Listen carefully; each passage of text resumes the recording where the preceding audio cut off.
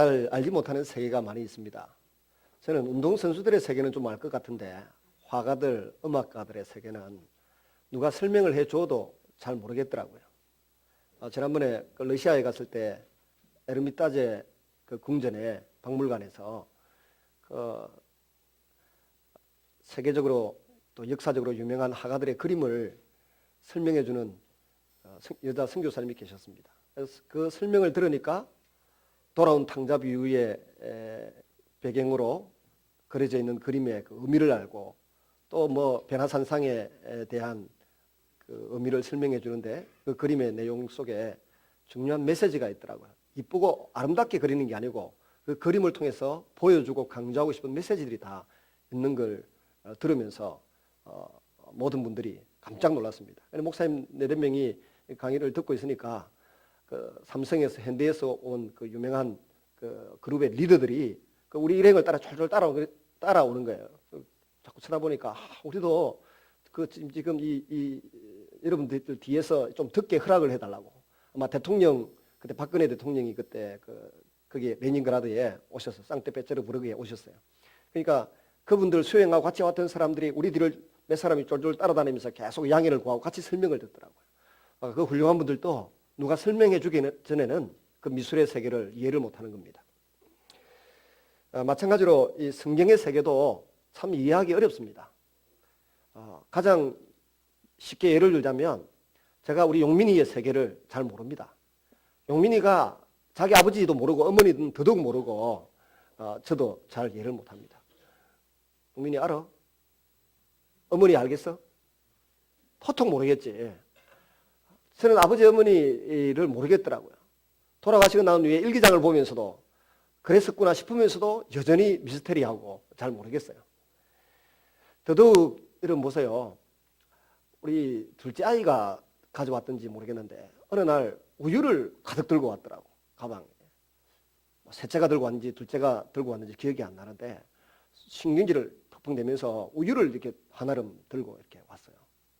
뭐고 하니까 아이고 아이들이 학교 갔다 오다 보니까 애들이 우유를 그냥 택시에다 집어 던져가지고 퍽퍽 소리 나는 재미로 택시가 지나가면 우유를 집어 던진다는 거예요. 그 중에 안 깨진 거를 몇 개 주워가지고 우리 집은 우유 집어 던지는 필요가 없는 거죠. 아빠가 워낙 우유 먹는 걸 좋아하니까 아직 나이를 덜 먹어가지고 아빠 준다고 우유를 가득 들고 와서 냉장고에 넣어놓더라고요. 제가 그걸 많이 먹고 키는 좀 자랐습니다. 한 2cm 자랐습니다. 제가. 진짜로 생물학적으로 키가 2cm 자랐다니까요.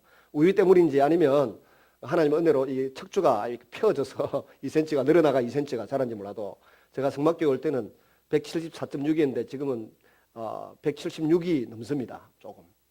정말 그렇게 자랐다니까요. 몇 번을 제가 하도 신기해서 병인가 싶어서 병원에 가서 재고 해보니까 우유를 많이 먹은 건지. 여러분 이해가 되십니까? 면면한 찬양대에 여쭤봐야지. 애들이 우유를 받아가지고 지나가는 택시에 퍽퍽 집어 던져서 온 이 대로변에 난장판이 되고 택시들은 또 그걸 모른 척하고 지나가고 그게 이해가 되십니까? 그 아이들의 세계는 우리가 도무지 이해하기 어렵습니다. 핸드폰을 들고 다니고 스마트폰을 들고 다니는데 이 안에 뭐가 들어있는지 대부분이 모릅니다. 저도 최근에 이 스마트폰의 기능을 몇 가지 더 알고는 정말 기가 막히다 싶은 생각이 듭니다. 컴퓨터가 들었고 노트북이 그 안에 들었고 영화관이 그거 들었고 TV가 그 안에 들어있고 온갖 게임기가 그 안에 들어가 있고 우리는 대부분 전화만 하고 말잖아요. 문자하고 전화 카카오톡으로 끝나고 인터넷 검색으로 끝나는데 그게 들어가 보면 영화관이 따로 있고 TV관이 따로 있고 컴퓨터 기능이 따로 있고 메모 기능이 따로 있고 5만 가지가 다 들어있는 거예요. 제가 언급하는 거는 제가 다 쓸 수 있습니다. 또 영어 회화와 관련되어 있는 모든 자료가 그 안에 다 들어있더라고요. 정말 깜짝 놀랄 만한 일들이 우리 눈앞에서 펼쳐지고 있는데 그 세계를 우리가 모르고 살잖아요.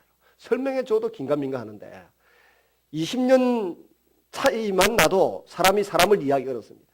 그런데 오늘 우리가 읽었던 이 본문하고 우리하고의 세월이 얼마나 차이가 납니까? 자그마치 2000년이 차이 나고요. 모세를 염두에 두면 적어도 약 3500년 정도가 차이가 나고 엘리야하고는 약 2700년 정도가 차이가 나고요. 예수님하고는 2000년 정도가 차이가 나는데 그때 있었던 이 사건을 누가 잘 설명해 주지 아니하면 정말 이해하기 힘들고 어렵습니다. 저도 이 말씀을 보면서 17장 1절에 보면 엿새 후회되어 있고 누가복음 9장 28절에 보면 8일 후회되어 있어요. 이 일간의 공백은 도대체 누가 틀린 것인가? 왜 무슨 사건 이후에 6일 이후이고 무슨 사건 이후에 누가복음 8일 이후에 되어 있는가? 헷갈리는 거예요. 더 공부를 해봐야 알 것 같습니다만은 야간 이런 차이점 때문에 성경을 읽고 이해하는데 어려움이 많습니다. 그래야 성경을 잘 가르쳐야만 되고 그래서 잘 듣고 잘 배워야만 이 말씀 속에서 우리가 생명을 얻고 이 풍성한 삶을 살아갈 수 있는 에너지를 저와 여러분이 얻을 수 있게 되는 것입니다. 오늘의 사건은 비몽사몽간의 환상 속에서 일어난 이야기가 아닙니다. 꿈속의 이야기도 아닙니다. 역사적으로 실제로 일어났던 사건입니다. 우리가 2013년을 삽니다. 예수님은 역사적 예수라고 그럽니다. 왜냐하면 AD 1년에 오셨던 예수님이라고 믿는 거죠. 실제는 BC 약 4년 혹은 3년경에 오셨는데 이 날짜를 로마 사람들이 적으면서 AD, BC를 나눌 때 예수님 탄생 날짜를 기준해서 그 해가 1년이다 이렇게 했지만 실제로 계산해 보니까 한 3년, BC 3년, BC 4년경에 탄생하셨어요.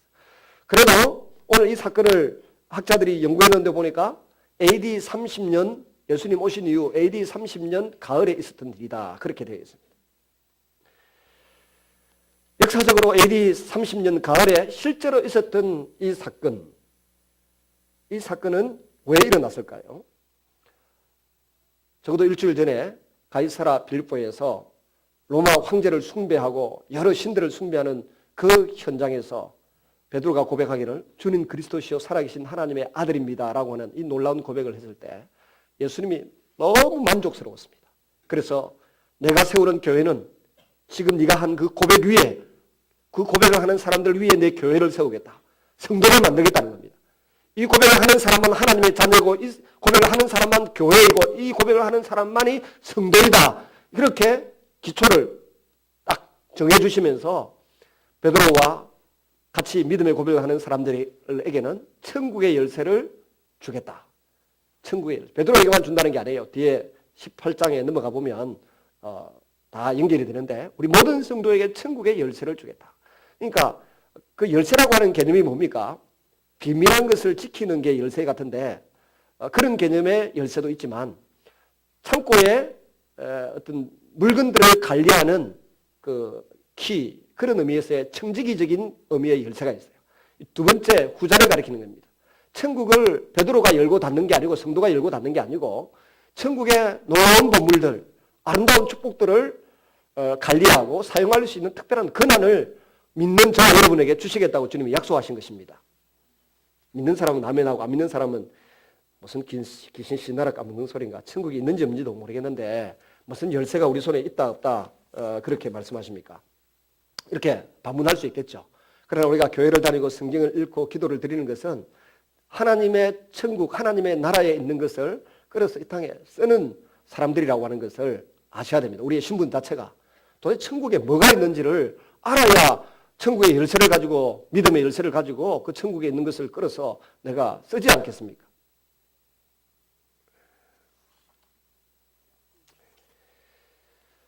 주님이 너무 기분 좋으셔가지고 이 반석 위에 교회를 세우겠다. 천국의 열쇠를 내게 주겠다. 그렇게 말씀하시고는 비로소 이제 준비가 됐다는 가정하에서 마태복음 16장 21절에 보면 이때로부터 시작해서 예수님이 자기가 예루살렘에 올라가서 장로들과 대제사장들과 서기관들에게 많은 고난을 받고 죽임을 당하고 3일 뒤에 부활할 것을 비로소 설명하기 시작했습니다. 그런데 이 설명을 들었을 때 끝까지 듣고 잘 생각해 보면 머리가 좀 아프면서도 기쁨이 있고 소망이 있어야 되잖아요. 고난을 받는 것도 사실이지만 고난 이후에 3일 뒤에 뭐라고요? 살아나야 할 것을, 부활할 것을 제 아들에게 말씀하시니까 소망이 생겨야 되는데 베드로는 부활한다는 이 말씀은 기억도 못하고 받아들이지도 않고 믿지도 않습니다. 그리고는 주님 딱 붙들고 실체 가듯이 주님 그런 일이 있으면 됩니까? 절대 그러면 안 됩니다. 그렇게 목소리를 높이니까 예수님이 사단아 내 뒤로 물러서라. 네가 하나님의 일을 생각지 않고 사람의 일만 생각하는도다. 그렇게 책망을 하셨습니다.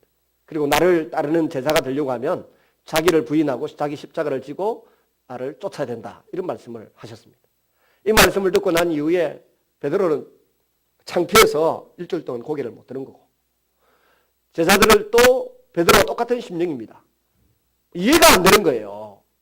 우리가 예수님 따를 때는 뭔가 영광을 바랬고 뭔가 나은 삶을 바랬고, 특별히 로마 제국이 압제하고 있는 이 세월을 걷어내고 정말 다윗과 같은 강력한 임금, 백성들을 자기 재산처럼 자기 목숨처럼 사랑하는 고백을 했던 이 다윗과 같은 임금이 바로 예수님이시고, 예수님이 이 나라를 통치하고 이끌어 가실 때 우리도 한몫 단단히 챙길 수 있을 거다, 이런 기대감을 가지고 있었는데 주님이 3일 만에 죽는다고 하니까 장차 죽게 될 것이라고 말씀하시니까 3일 뒤에 또 살아난다는 이야기는 아예 믿기지도 않는 이야기고 불안하고 두려운 것입니다. 그래서 하나님께서 계획을 하신 거죠. 이 제자들의 마음, 베드로, 야고보, 요한, 특별히 주님은 차별 대우를 종종 하셨습니다. 어떤 사람들은 왜 차별 대우합니까? 그러는데 주님은 사람을 차별 대우하세요. 바리새인 서기관들을 보고는 이 독사의 자식들아 라고 차별하셨고, 이상하게도 세리와 창기들은 특별히 사랑하셔서 그들의 친구가 되어주셨고, 12제자 중에도 오늘 본문에 보니까 야고보, 요한, 베드로 이 세 사람은 특별히 대구에서 베라산상에 데리고 올라가셔서 특별한 장면을 보여주십니다. 하나님이 기획하시고 연출하신 의도가 분명히 있습니다. 누가복음 9장 28절에 보면 거기에 올라가서 같은 사건, 같은 이야기를 다른 각도에서 기록해 놓았어요. 거기에 보면 예수님과 베드로, 야고보, 요한 세 사람이 네 분이 올라가서 기도하고 있습니다. 기도하실 때 갑자기 예수님의 모습이 휘어져서 광채가 나고 또 해와 같이 빛나는 그런 기이한 장면이 펼쳐지고, 동시에 상상도 못한 일이 벌어졌습니다. 1400년 전에 1500년 전에 죽었던 모세가 살아서 돌아와서 그 옆에 섰습니다.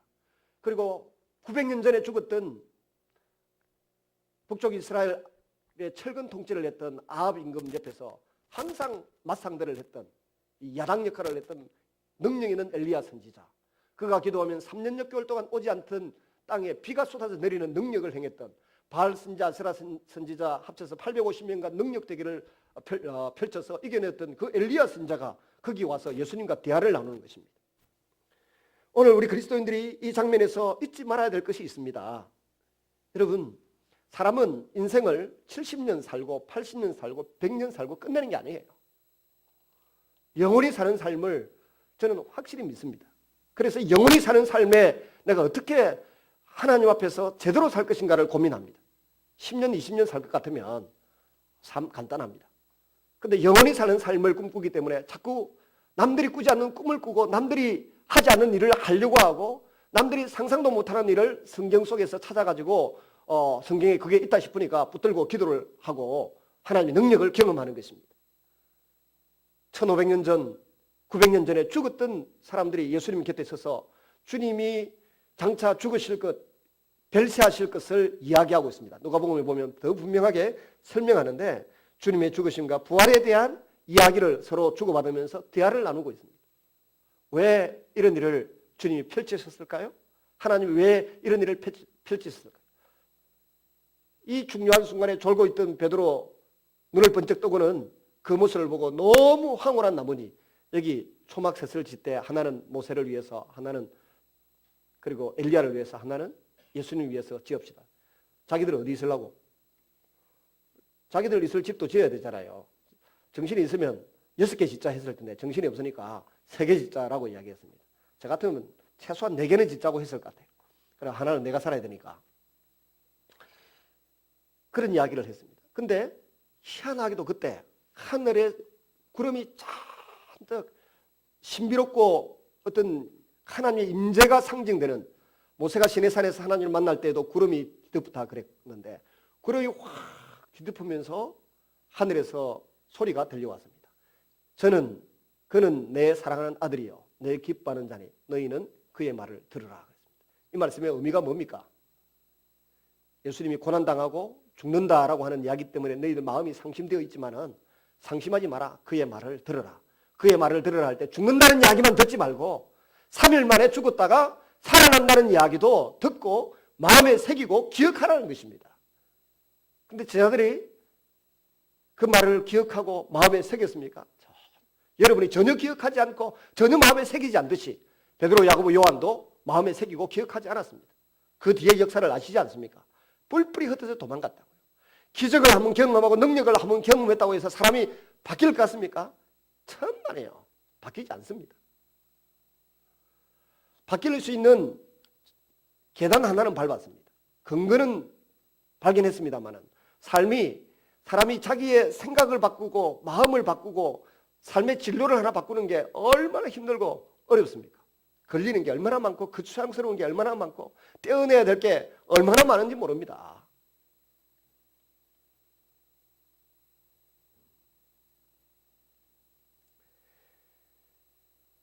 그래도 베드로에게 이 경험이 얼마나 충격적이고 얼마나 놀라웠던 것인지 간에 베드로가 인생 말년에 편지 하나를 썼습니다. 베드로전서 두 번째 편지를 썼습니다. 베드로후서 1장 15절에서 16절에 18절에 보면 그 사건을 베드로가 기록해 놓고 있습니다. 베드로후서 1장 16절 18절을 한번 제가 읽어드리겠습니다. 우리 주 예수 그리스도의 능력과 강림하심을 너희에게 알게 한 것이 교묘히 만든 이야기를 따른 것이 아니요 우리는 그의 크신 위엄을 친히 본 자라. 지극히 큰 영광 중에서 이러한 소리가 그에게 나기를 이는 내 사랑하는 아들이요 내 기뻐하는 자라 하실 때에 그가 하나님 아버지께 존귀와 영광을 받으셨느니라. 이 소리는 우리가 그와 함께 거룩한 산에 있을 때에 하늘로부터 난 것을 들은 것이라. 어떤 사람은 헐몬산이다, 어떤 사람은 다볼산이다 그렇게 이야기하는 야간 이 거룩한 변화산상에서 베드로가 들었고 경험했던 것을 너무 충격적이고 일생에서 지워지지 않는 감동이었고 감격이었다는 것입니다. 이런 거 한번 경험하면 우리 인생이 바뀔 것 같지 않습니까? 내 목숨 내어놓을 수 있을 것 같고 전 재산을 들여서라도 교회를 세우고 영혼들을 구원할 수 있을 것 같지 않습니까? 근데 그 다음에 베드로 내려와서 뭐 했습니까? 별 볼 일 없었습니다. 인간이 가지고 있는 약점을 고스란히 다 그대로 드러내는 별 볼 일 없는 모습으로 살았습니다. 그게 인간이 가지고 있는 한계의 약점이에요. 우리는 사람이 얼마나 약한 존재인가를 모릅니다. 얼마나 근심이 많고 얼마나 이것저것에 많이 매여서 참으로 주님이 주신 자유를 마음껏 누리지 못하고 사는 사람인지 모릅니다. 특별히 주님을 쫓았던 허다한 무리들도 오병이어의 기적을 딱 경험했습니다. 보리떡 5개와 물고기 2마리 가지고 5,000명 이상이 먹는 이 경험을 하고는 전부 다 요한복음 6장에 보면 예수님 붙잡아가지고 임금으로 세워야 된다 추대하려고 애를 썼습니다. 예수님이 도망가셨습니다. 도망가셔가지고는 베드로, 야고보, 요한을 비롯해서 12제자를 보고 다 가뿐네. 예수님 표현이 경상도 말로 했을 거야 아마. 다 가뿐네. 너희들도 떠나가려느냐 그렇게 물었더니 베드로가 주여 영생의 말씀이 주님께 계신데 우리가 어디로 누구에게로 가겠습니까? 이렇게 말씀드린 적도 있습니다. 야간 허다한 무리가 그렇게 쫓아다녔지만 지금 다 떠나가고 없습니다. 왜 떠나갔나요? 서기관과 바리새인들이 끊임없이 예수님에 대해서 반대하는 이야기를 합니다. 예수님이 메시아가 그럴 수가 있나? 창기들하고 그 매국노 세리들하고 밥 먹고 울리는 거 봐라. 그 꼴에 그리고 나사렛에서 무슨 선한 것이 나냐? 그 사람 고향이 나사렛이라는데 선지자는 유다 베들레헴에서 나는데 그 나사렛에서 온 그 사람이 무슨 메시아가 되고 다윗의 왕권을 입고 그렇게 하겠냐? 서기관과 바리새인들이 자꾸 예수님에 대해서 비방하고 반대하는 것입니다. 그런 이야기를 자꾸 듣다 보니까 제자들이 헷갈리는 거예요. 갈등이 일어나고 그런데 그래도 예수님을 따라가는데 3일 나중에 예루살렘 올라가서 어느 날 죽는다 그러니까 얼마나 마음이 민망하고 힘든지 모릅니다. 많은 이스라엘 백성들이 특별히 제자들도 목 잡는 양과 같고 버려진 고아와 같은 그런 신세 같았습니다.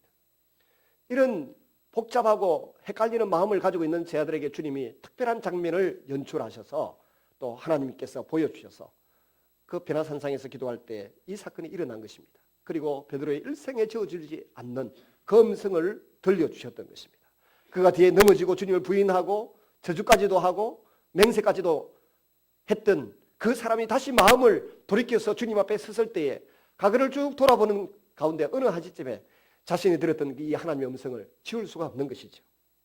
여러분도 기도하는 가운데 하나님의 놀라운 은혜의 체험을 할 수 있기를 바랍니다. 로고스로 기록되어 있는 말씀이 레마의 말씀으로 내 마음에 들어와서 주님이 직접 말씀하시는 것처럼 충격적인 사건이 여러분 속에 일어날 수 있기를 꿈꾸고 기도에 전념해 보시기를 바랍니다. 어떤 사람은 체험 없이도 말씀 하나만 붙들고 살아도 된다라고 말합니다. 그러나 체험은 그 말씀을 더 단단히 붙들게 하는 효과를 낳습니다. 그 체험은 하나님 편에서 우리 연약한 인생들에게 주시는 선물입니다. 오늘 제 아들의 체험의 현장으로 우리가 한번 들어가서 어떤 교훈을 우리에게 주시려고 하는지 살펴보고자 합니다. 첫째는 부활신앙입니다. 바로 좀 전에도 말씀드린 것처럼 인생이 그냥 10년, 20년, 30년 앞으로 남았다 이렇게 생각하는 사람도 있습니다. 그러다가 창졸간에 부모님을 여의거나 자녀들을 잃어버렸을 때 우리는 멘붕 상태에 이르게 됩니다.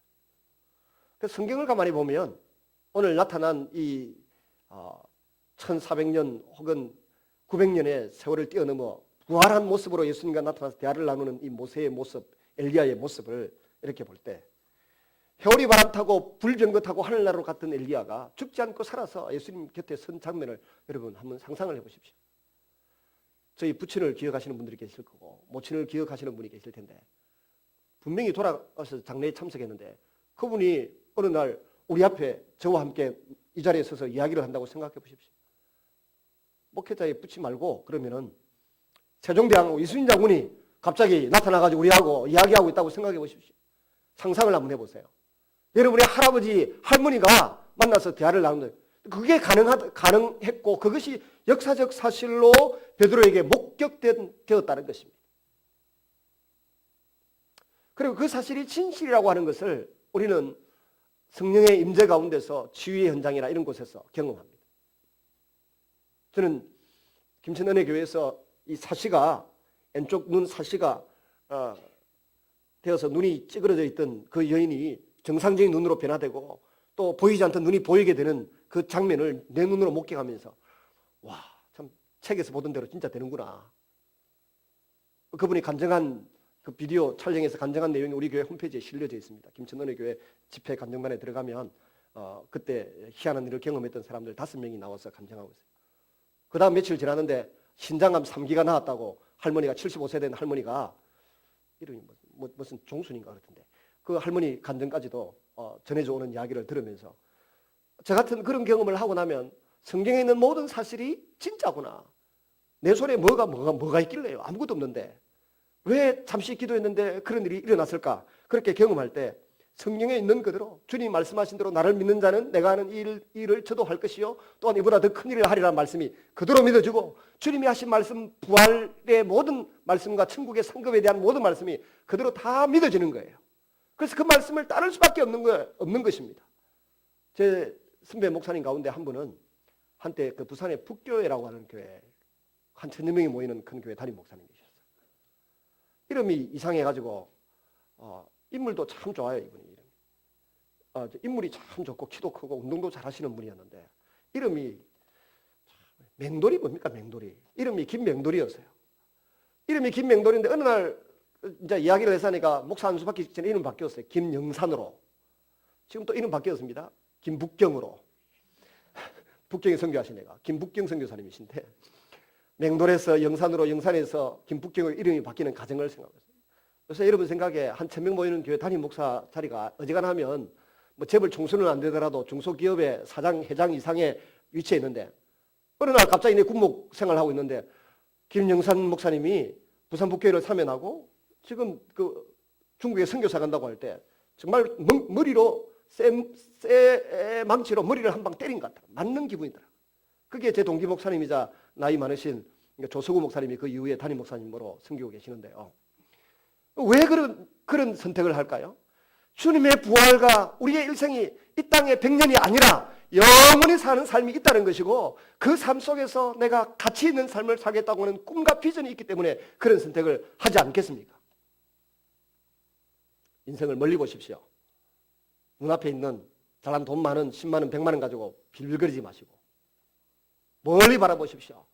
하나님이 주시는 것이 영광스러운 것이 있고 내가 계산한 것보다 훨씬 큰 것을 가지고 있다라고 하는 것을 보여주기 위해서라도 여러분 좀 꿈을 크게 가지시기를 바랍니다. 제가 저희 이제 큰아이 보고 야, 버스 타고 오지 말고 KTX 특실 타고 내려온다 그러니까 돈이 얼마나 차이가 나는데 아빠는 쓸데없는 소리 하지 말고 아빠가 다음에 예약을 해줄 테니까 예약해 주는 대로 타고 내려온다 그랬어요. 다음에 비행기 비즈니스석도 한번 태워주고 올 생각입니다. 저는 공짜로 한번 탄 적이 있는데 서울에서 저 홍콩까지. 왜냐하면 사람이 자기가 가지고 있는 조그만 세계에서 우리 아이가 꿈꾸는 세계는 그 고속버스 우등 고속버스라도 타고 힘들게 오는 거예요. 힘들게 돈을 절약하기 위해서. 근데 돈보다 더 소중한 것이 있다는 것과 다른 부류의 삶을 사는 사람들이 있다는 것과 이 세상이 우리가 상상하는 것 이상의 세계가 있다고 하는 것을 자기가 경험해 보기 전에는 모르는 거예요. 그래서 제가 강크게 다음에 내려올 때는 KTX 특실을 예약해 줬다가 올라갈 때는 보통 칸을 한번 태워줬다가 또 기회가 되면 제가 직접 태우고 비둘기를 타고 열 몇 시간 타고 한번 올라가 볼 생각입니다. 너무 화려한 삶을 살아도요. 이 세상의 민초들이 얼마나 힘들게 고달프게 사는지를 몰라요. 너무 고달프게 살아도 이 세상을 지배하고 이끌고 큰 영향력을 행사하고 있는 사람들이 있다는 걸 모르는 것입니다. 그걸 알아야 뭐 순종을 하든지 아니면 그걸 알아야 남을 위해 섬기고 봉사하든지 할 것 아니겠습니까? 이 세상은 다양하고 하나님의 백성들도 다양하게 스펙트럼을 가지고 살고 있어요. 근데 그 다양한 스펙트럼 가운데서 우리가 놓치지 말아야 될 것이 있습니다. 오직 예수님.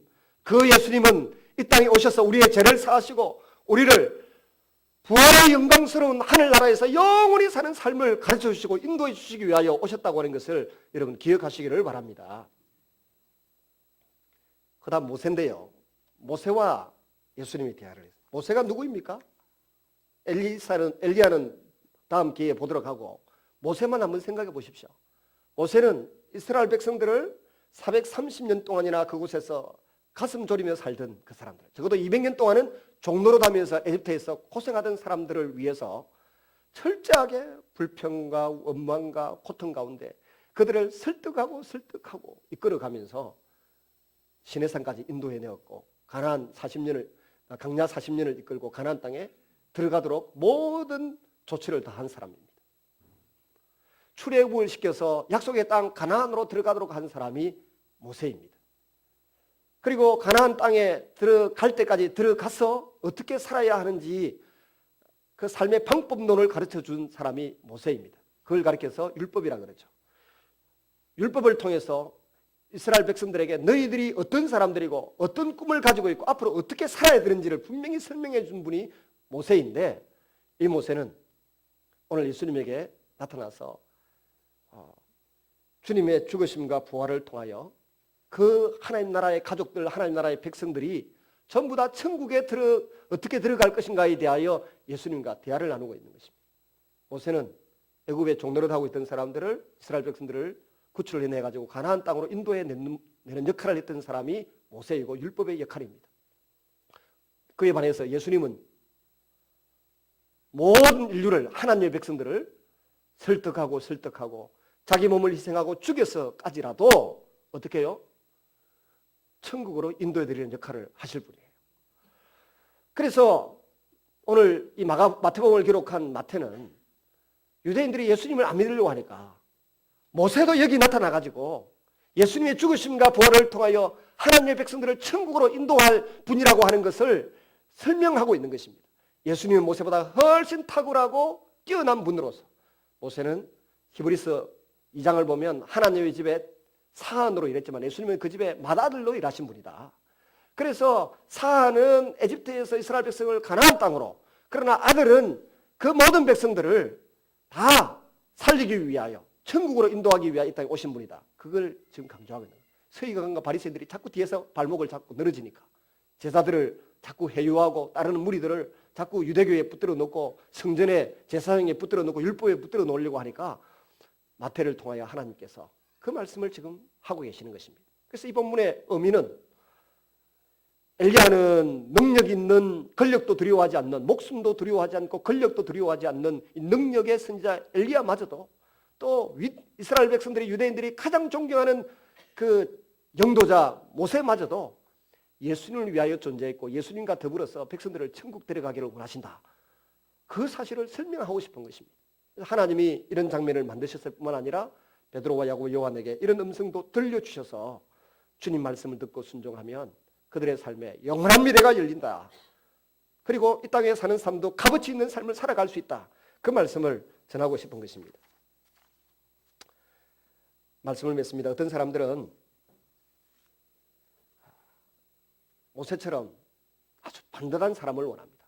여러 가지 약점이 모세에도 있습니다만 그래도 인간이 보여주는 수많은 약점들을 다 커버하고 백성들을 끊임없이 설득하고 하나님 앞에서 담대하게 자기를 희생해가면서 이끌어왔던 이 모세. 그 모세를 이제는 머릿속에 좀 지우고 모세가 정말 소개하고 싶었던 것은 율법이 아니라 예수님이라고 하는 것을 너희들이 알아줬으면 좋겠다. 그 말씀을 하고 있어요. 그런데 오늘날 우리의 마음에는 끊임없이 율법의 어떤 조항이라든지 사람이 반듯한 것이라든지 소위 스타를 꿈꾸고 기대합니다. 수많은 스타, 부흥회를 해도 스타 목사님이 오면 사람들이 많이 모이고 이름도 없이 빛도 없이 목회를 자기 양무리들을 정말 잘 섬기고 잘 작은 규모의 목회를 잘하고 있는 분이 부흥 강사로 오면 사람들이 잘 안 옵니다. 그 다음에 뭐 죽은 자가 살아났다, 뭐 안전병이 일어났다, 누가 눈을 떴다, 뭐 사시가 교정되었다 그러면 그건 정말 가까운 사람이 진짜로 이야기하지 않는 이상 안 옵니다. 안 믿어요. 안 믿습니다.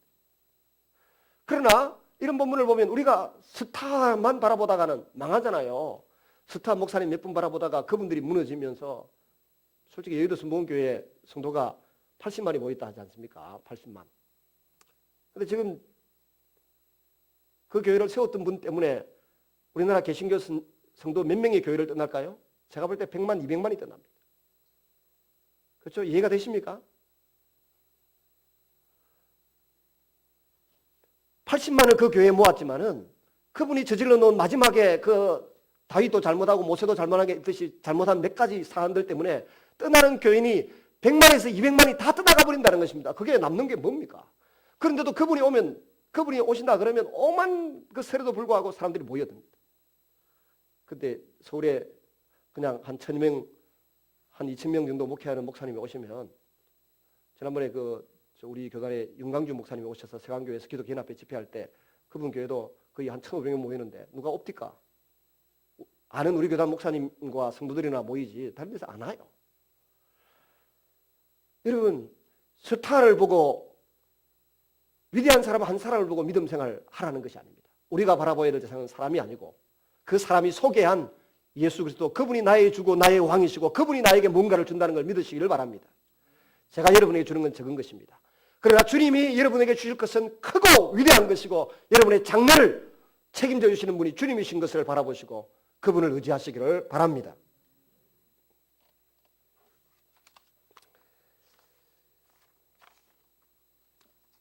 여러분, 예수님이 우리의 위로자가 되십니까? 그것은 성령님이 우리 안에 계시고 우리가 택한 백성이 되었다는 뜻입니다. 주님 말씀 때문에 위로가 되고 기도할 때 마음의 평안을 얻고 또 찬양할 때 내 마음에 기쁨이 넘치고 새로운 소망이 솟아난다는 것은 이미 성령 하나님이 내 속에 계심으로 나에게 너는 하나님의 아들이고 하나님의 딸이다, 하나님의 백성이 되었다는 증거가 그렇게 나타나는 것입니다. 믿음으로 오직 예수님만 볼 수 있게 되었을 때 그것은 우리가 많이 성장했다는 뜻입니다. 믿음이 성장하고 사람이 성장했다는 뜻입니다. 주님 우리에게 때로 고난을 주시고 갈등과 여러 가지 번뇌를 주시고 어려운 사건들을 주십니다. 이유가 뭘까요? 내가 의지하고 있는 것을 하나하나 잘라내시는 하나님의 방법 중에 하나가 그것입니다. 우리가 돈을 지나치게 의지하고 있으면 돈에 문제가 생기고 사람을 지나치게 의지하고 있으면 그 사람과의 관계가 문제가 생깁니다. 건강 염려증에 걸려 있으면 건강에 문제가 생겨서 내가 정말 신경 써야 될 것은 건강이 아니라 믿음의 주여 온전케 하신 그리스도이고 너의 영혼이라고 하는 것을 가르쳐주기 위하여 우리를 고난의 언덕에 올려놓으십니다.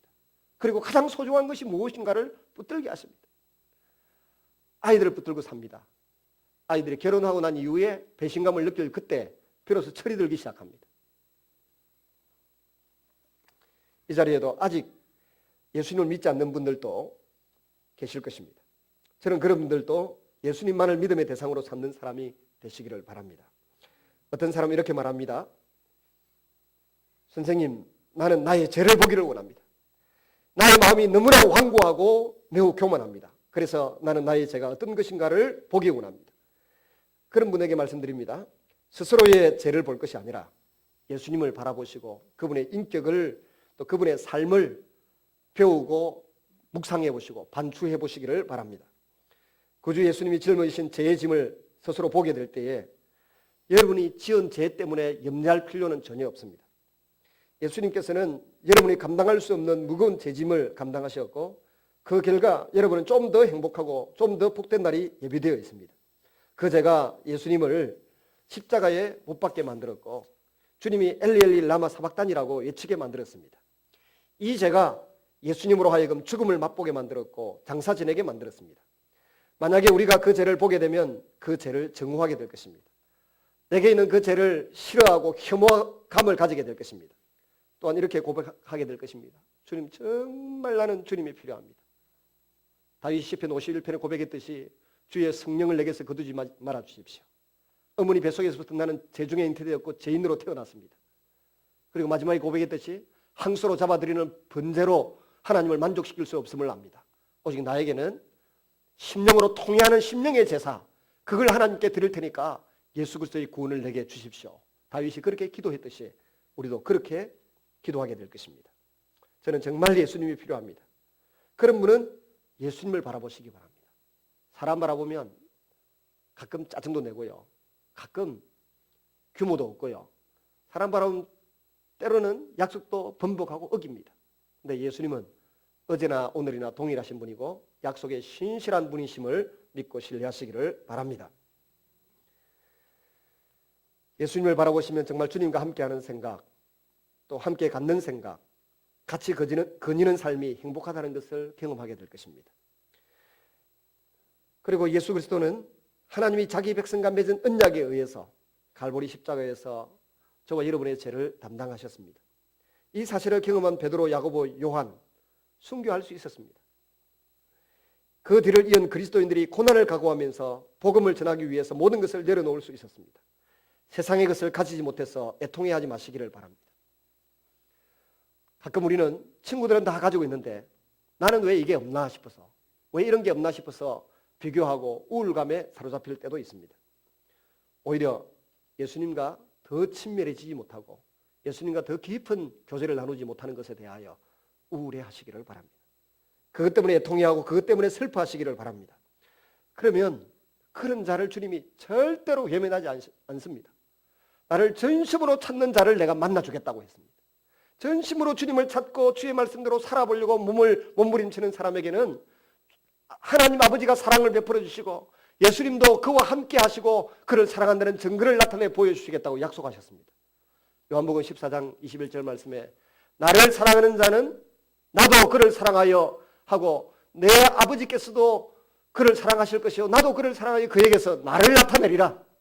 정말 주의 말씀을 가지고 그 말씀을 붙들고 살고자 몸부림치면 하나님 아버지가 그를 사랑해주고 예수님도 그를 사랑해서 그에게서 자신의 인격을, 자신의 삶을, 자신의 생각을, 자신의 마음을, 자신의 능력을 나타내시겠다고 했습니다. 그 은혜를 사모하고 꿈꾸시기를 바랍니다. 우울한 기분에서 벗어나시기를 바랍니다. 오늘도 주님 자신과 친밀해지기를 원하시는 그 주님을 바라보시고 내 마음을 잠시 들여보는 그런 여러분 되시기를 주님의 이름으로 축원합니다. 같이 한번 우리 통성으로 기도하겠습니다. 사랑하는 주